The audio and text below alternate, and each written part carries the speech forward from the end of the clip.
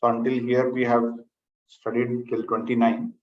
And in 29, Bhagwan Shri Krishna gives a little bit of humor, adds a little bit of humor towards the end. He says there are, when understanding about soul, understanding about how Bhagwan Shri Krishna, the Paramatma, is available everywhere. Sarvagataha, Sthanaho, Achaloyam. All these qualities, all these, there are no attributes to Paramatma. These are all the indicators that that we use to understand Paramatma. So he says when people speak about these things, they experience a sense of wonder, and there are some who would listen to this and feel, wow, is it such a big canvas? It's like a big canvas called Paramatma, and we tiny dots on that. So this gives a feeling of wonderment for those who are listening, those who are seeing sometimes, those who are speaking about it. But in spite of having all this knowledge intact, in spite of Bhagwan Shri Krishna himself telling this through Bhagavad Gita, sharing to all of us, there will always be few, Bhagwan says, who will not be able to understand. That is the biggest wonder. How somebody is not able to understand in spite of explaining it so nicely and so elaborately, with live examples throughout our in our environment, right, surrounding us. We have so many examples where we can feel Bhagwan's presence. How can somebody do not understand that concept itself is a big wonder in itself? So that also is like a small humorous touch that he gives towards the end. Now, we'll go into 30 without any delay. So who is going to chant after me? Okay, Varsha.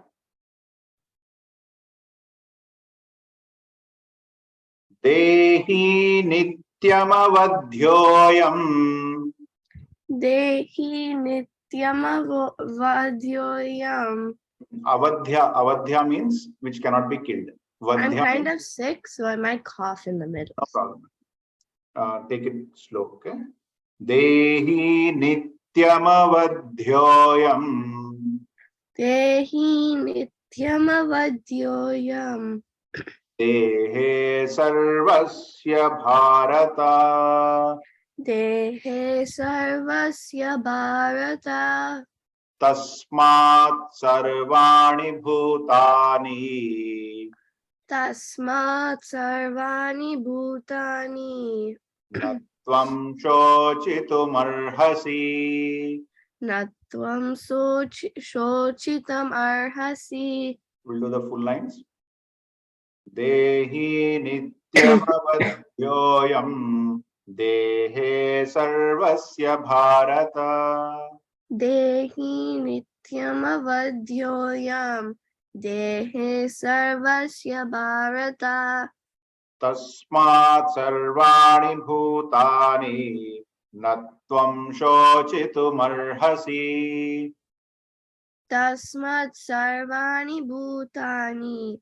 Natvam shochitamarhasi. Very good.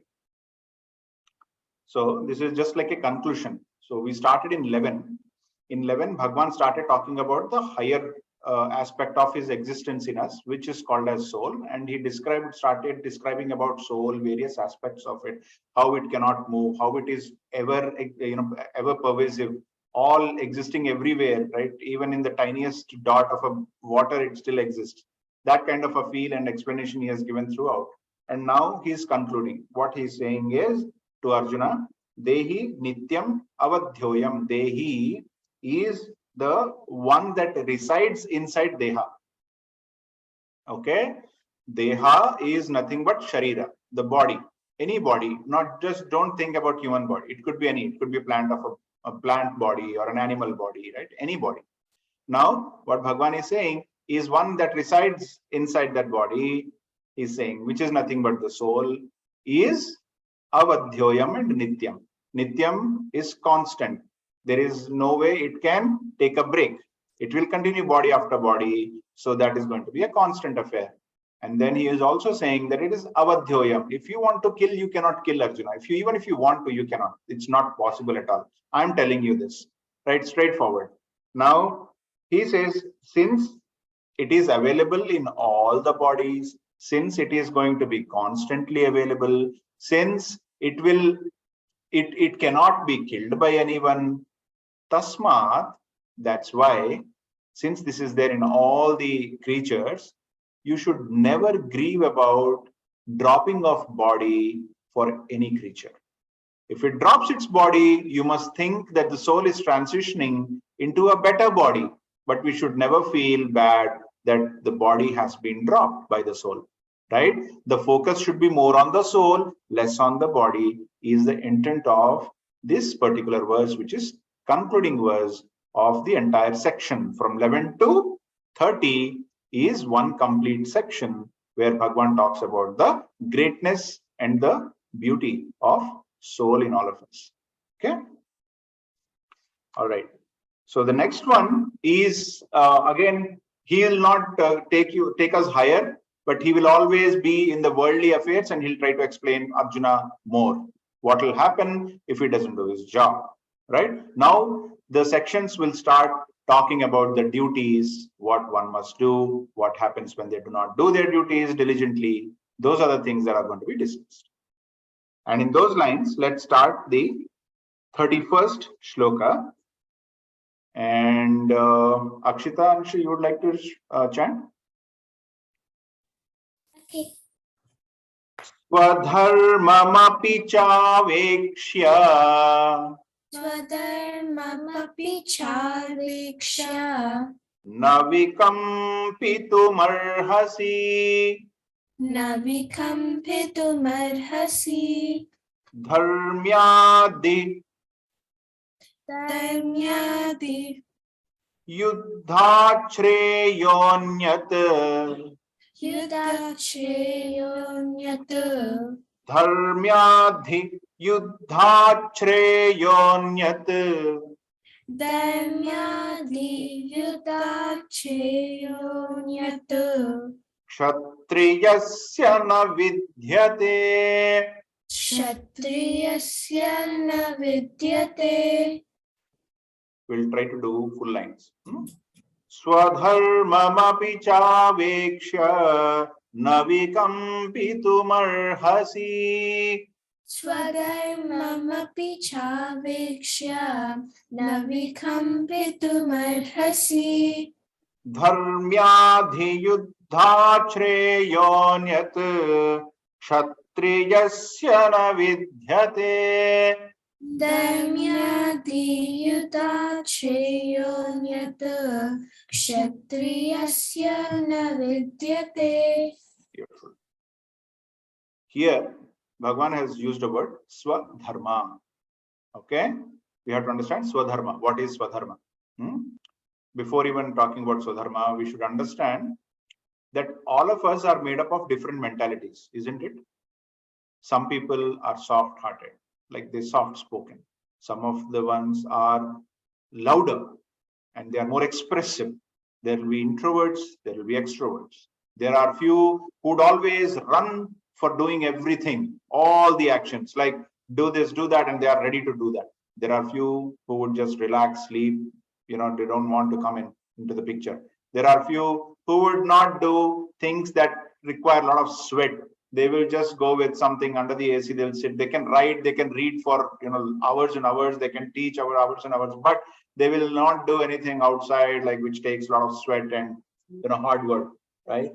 That's you, Sheetal. Okay, Sheetal says that's her.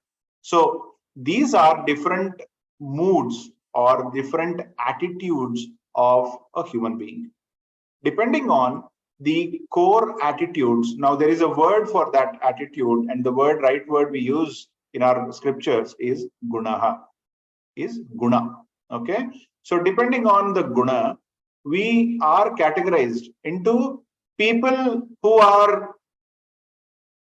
can take the leadership role, protect. They can not only guard themselves, but also can jump into the world and then help out others, protect everyone else under them, because they don't mind fighting for the right cause. So having said that, they belong to one category. There is another category where people would just be sitting idly, focusing more on internally, focusing more on themselves, focusing on the Lord, and trying to give as much good knowledge as possible to the society around us. By doing that, they think the society will bring in good people. So then that's one category of people. There are another category of people who are only the ones who would like to generate the wealth in the nation. Because if the nation is not wealthy, then obviously having knowledge, having the great leaders will not help. You need to have wealth generated in the country also, right? In the society. So there are those who are constantly looking at how to increase the wealth of the nation, money, food, resources, everything, right? So there is one category of people like that. There are other category of people who are happy to do nothing. Like they would not be interested in teaching, they'll not be interested in spreading the knowledge and making everybody educated. They'll not be interested in protecting us because they don't feel that they should be going into a war and a fight. They don't want to do it. They want to stay away from that. There are others who are like building wealth. They say, no, we are not good at like how to build wealth, what to do, how to do businesses and all. So what we can do is we are having this great body and we are going to serve the society. We are going to sweat ourselves out. We will do everything possible to generate, to help and provide our labor. I would do this with all my energy, all my enthusiasm, all my interest. I will help everyone and to the last drop of my sweat and blood. There are those people as well. So these are four categories or four different attitudes of people. Now, today's world, everybody has got all these four attitudes. Sometimes I feel myself as a protector. Sometimes I feel myself as somebody who is gaining knowledge or seeking knowledge and providing and sharing knowledge. Sometimes I feel I'm thinking more of like generating wealth, making money. And sometimes I feel that I'm here to just serve people. I'll do hard work. I'll just go out there and then, do all the activities and serve, right? So all the four attitudes sometimes could be there in a person as well. Now here specifically one section of that category is being discussed called as Kshatriya. Kshatriya is the category or of the mindset. It's not a people, it's basically a mindset. Kshatriya is a mindset. Kshatriya is a philosophy or a mindset or an attitude of mind where one believes that I will protect my land, my culture, my people. I can do anything for them. This is the concept of Kshatriya. So Bhagwan says, Arjuna, you belong to that category. Arjuna, you belong to Kshatriya, right? So he is saying that Swadharma. What is the dharma? Dharma means, now since we know the categories, means the mode, let's talk about dharma. Dharma is doing what your attitude is, not against it. Suppose if I'm a soft-spoken person, you put me on the list of soldiers who are like guarding the boundary or the borders of the country. What will happen? Who will be the first person to die? Me. You. Obviously, because I don't know. I don't have this attitude of killing people, hurting people. So if you make me stand at the border, obviously I'll be the first one to take the bullet.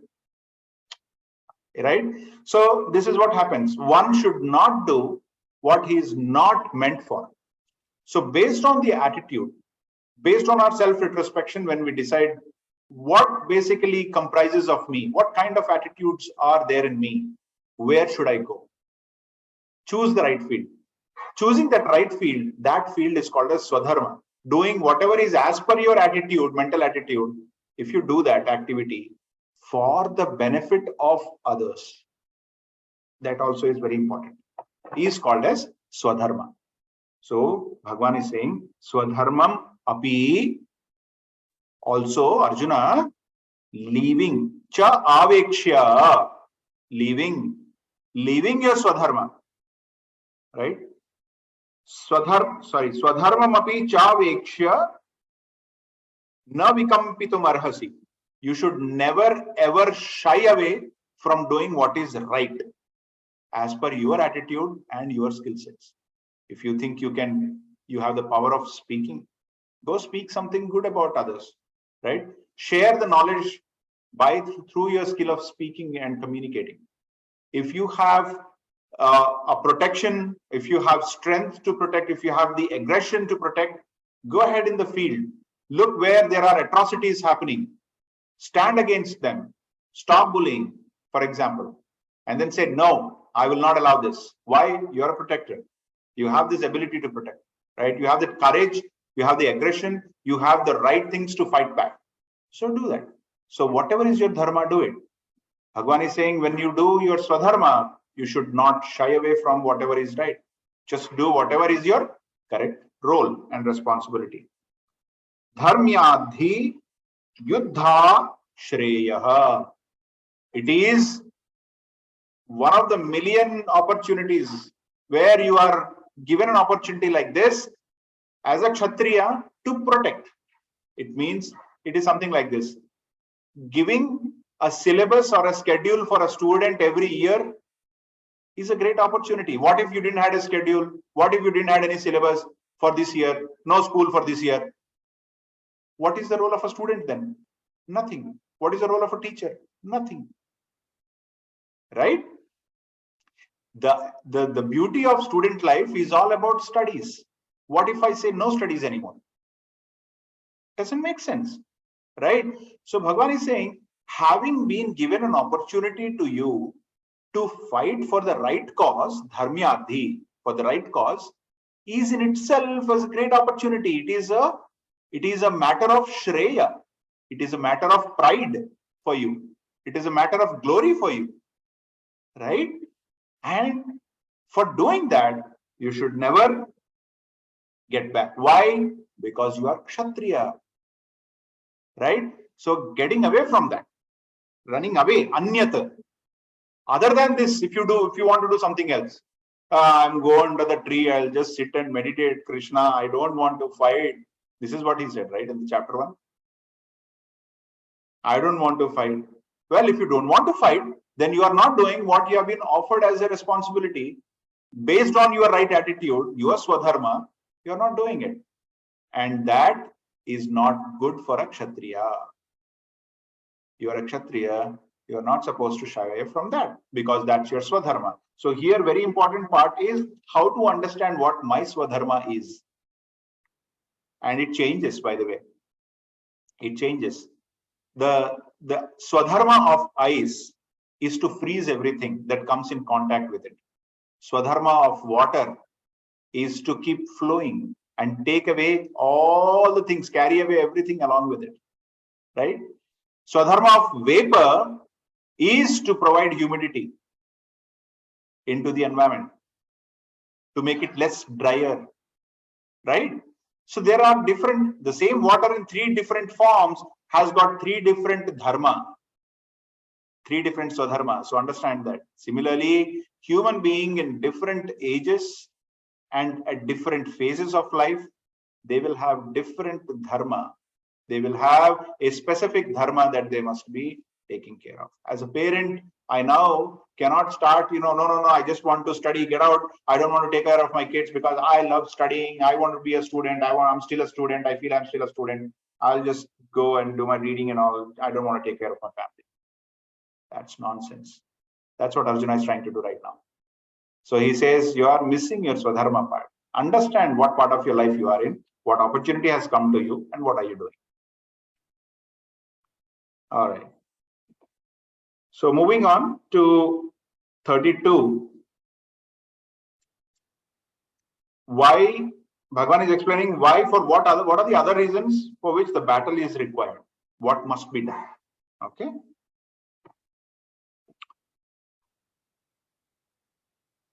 All right. Who can chant after me? I know Varshi, you did. How about you, Mayuka? You have the book with you?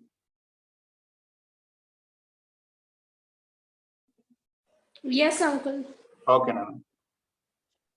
So chant after me. Yadrichaya chopapannam. Yadrichaya chopapannam. Swargadvaramapavrutam. Swargadvaram apravrutam. Very good. Sukhina kshatriya partha. Sukhina kshatriya partha. Labhante yuddhamidrusham. Labhante yuddham idrasham. So at the beginning, or let's do the full lines now. Yadruchaya chopapannam swargadvaramapavrutam. Yadra chatya chopapannam swargadvaram apavritam. Sukhina kshatriya partha labhante yuddhamidrusham. Sukhina kshatriya partha labhante yuddham idrasham. Yadruchaya, not based on your interest. You did not ask for it. It came unasked. Something that has been dropped onto your head. You did not ask for it. It just came onto you. What is that? This battle. Arjuna didn't want it to fight. In fact, they went for negotiations, right? You know how they requested? Krishna went to negotiate. He asked for the rightful kingdom. He said, your brothers have completed 14 years of, their life in the jungles. They are back now and they need their kingdom back. Give Yudhishthira, the eldest of all, his part, and then you're good. Duryodhana says, nothing doing. I don't want to give anything. Then he said, that's unfair. This kingdom belongs to Yudhishthira as per the promise. There was a deal. They lost the game.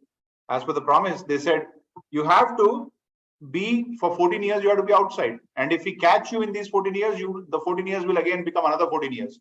But if we don't catch you, wherever you are hiding, then you get your kingdom back. That was the deal. Because they lost in the game of poker. Now, they agreed to that. They stayed away for 14 years. They were successful in hiding themselves out. And then finally they came back and Duryodhana said, no, I'm not going to give you anything back. I'm used to it now. I can't leave now. And so Krishna said, okay, then at least half and half. One half you keep it, the other half at least you give it to them. They said, nothing doing. We are 100 brothers. They are just 5 of them. Why should I even worry about, I am the boss here. Why I should worry about giving something to him? Then he says, okay. Krishna very patiently says, Yudhishthira, this is not fair. But I must ask you this. Okay, not the half of your kingdom, but at least give them 5 villages, 1 for each brother, so that they can do something about it in their village, right? They can build a great culture in the village and they can take care of people inside the village. He said, no, I'm not going to give anything, not even 5 villages. And he said, okay, then give them one village that they can actually share. He said, no.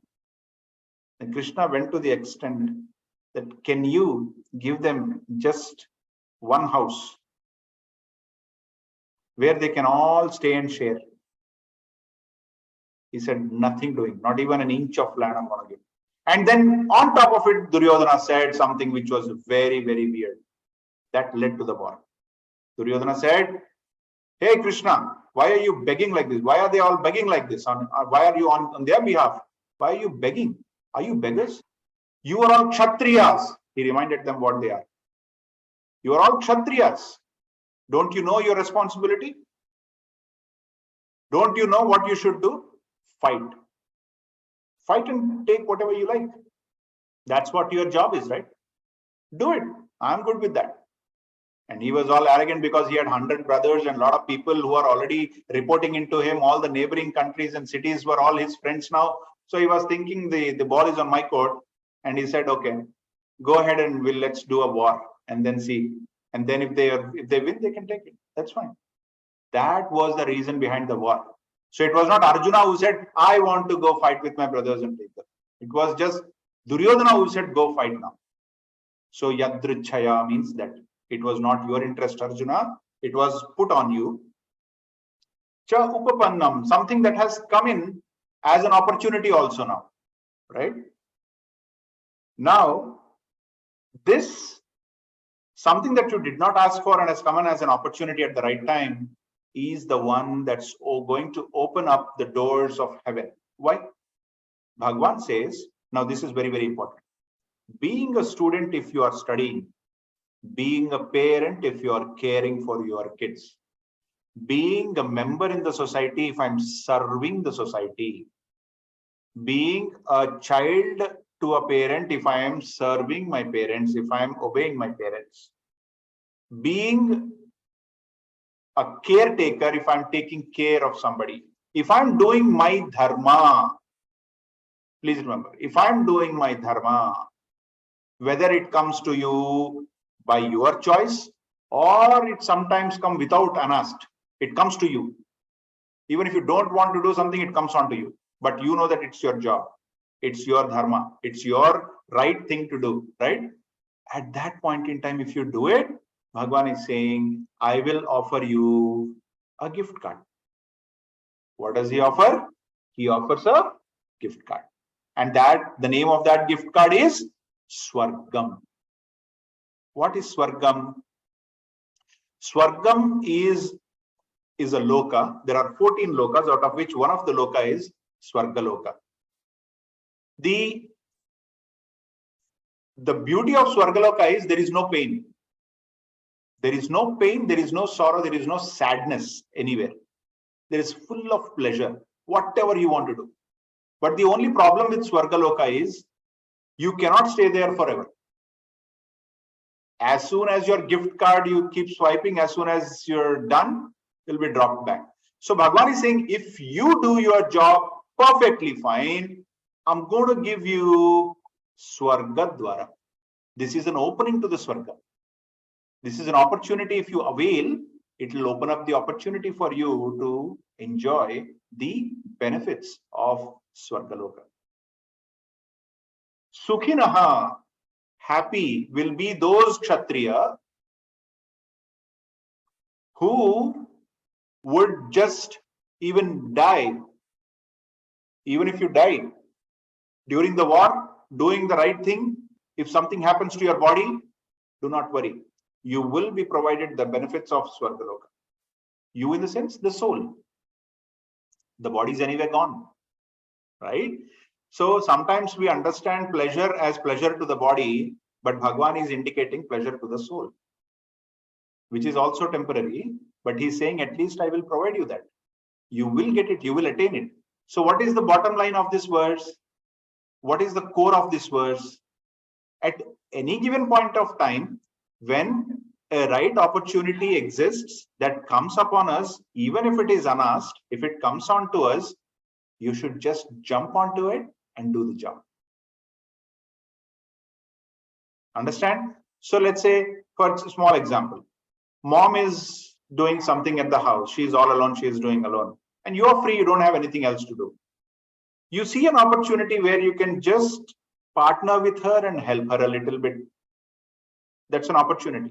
You did not say, Mommy, you start working so that I can help you. You saw her working and she's tired. There is an opportunity for you as a child, as a grown-up child, to jump in and help. Now that opportunity, you have two options. One, you can say, like Arjuna, I don't want to do, I don't want to fight, I don't want to go. Or you can just jump in. Just jump in. Don't think anything else. Just jump into the work, do the work. Bhagwan says, you will be given one of the beautiful gifts that you can ever think of. That happiness and pleasure. Yeah, Varsha? Go ahead, Varsha. I have a question. Mm.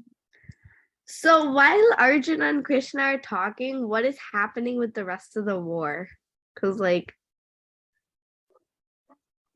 What is happening with the rest of the war? like what is happening with everyone else while Arjuna and Krishna are talking? What's everyone else doing? No, they're not talking about everybody else. This is all about Arjuna. Krishna Yeah, is talking. yeah. It's just like, what is everybody else doing? And like, are they fighting or are they just standing there waiting? They're just standing. This whole conversation, which we are learning right now for like 4 years, we may take 3 to 4 years to complete the book. But because we are taking like 1 hour every Sunday or Saturday, right? But this all happened in a very quick time. It all happened because it was like a mutual talk, one-on-one talk. It just happened very quickly, right? So, and then the war started, resumed. So we need to understand. So all these verses, their communication left a big lesson for most of us. One of the lessons that comes from this particular verse is that everybody should just jump onto those activities and there is going to be a reward towards the end. When you do that, when you are helping your mom, let's say in this example, don't you think that she's going to reward you with something else? You will not even expect that. She may probably cook something that's the best you like, right? That is Swarga Sukha. That is Swarga Sukha. The more we do these kind of activities, the more Sukha we get.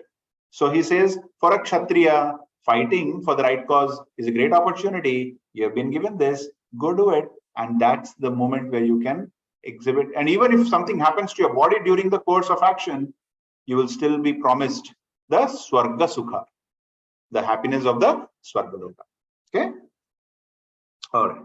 So I think we said we are going to continue up to 10, but I would like to keep it for 45 minutes only. And I think we should probably take a break from here. Okay. We'll continue our session for the next class. But keep chanting these. This is very, very important. Keep chanting. And if you like only the chanting part, I can send the whole thing, the whole chapter. So you can chant along. You can put it on and then chant along. Reem Beta, you wanted to speak something. You raised your hand. I'm sorry, I was in the middle of talking, so I could not look at the thing properly. Oh, so I just wanted to chant after you. Okay, you can chant now the same shloka once again. Okay. No, I'm okay. We will do it. That's okay. All right. No, I'm I'll okay. do slow, okay? No, I'm okay. I'm okay. I'll do it next time. Okay, all right. All right.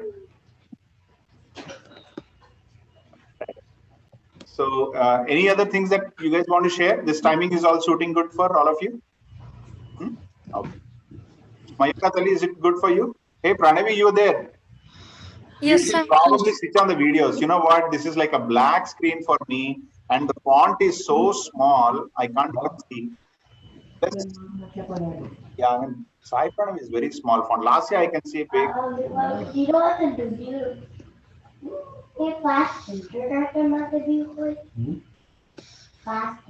right. You guys have any questions? No? All right. Let's do the closing prayers. Pranavi, can you help with the closing prayers, or do you want?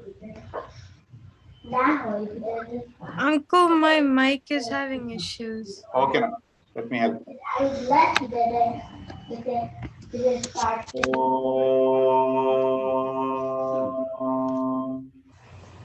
Sarvesham swastirbhavatu, sarvesham shantirbhavatu, sarvesham purnam bhavatu, sarvesham mangalam bhavatu, sarve bhavantu sukhinah, sarve santu niramayah, sarve bhadrani pashyantu, ma kaschid dukkha bhavet. Asato ma satgamaya, tamaso ma jyotirgamaya, mrityor ma amritam gamaya. Om Purnamada Purnamidam Purnat Purnamudachyate Purnasya Purnamadaya Purnamevavashishyate. Om Shanti Shanti Shanti. Hari Om Shri Gurubhyo Namah. Hari Om.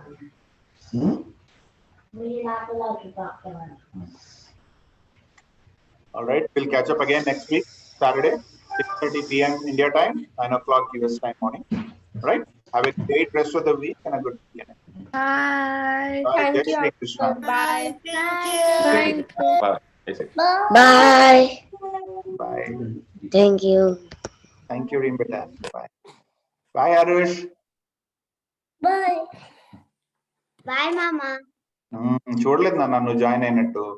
Next time, next week we'll talk more. Okay. Okay, Mama. Bye.